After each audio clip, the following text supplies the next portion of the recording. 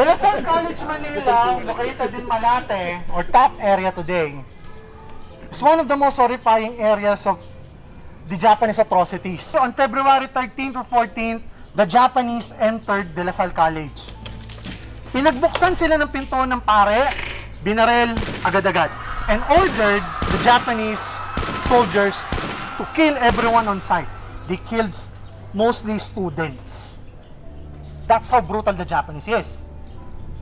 What more pag pinag-usapan na natin tong St. Paul's College?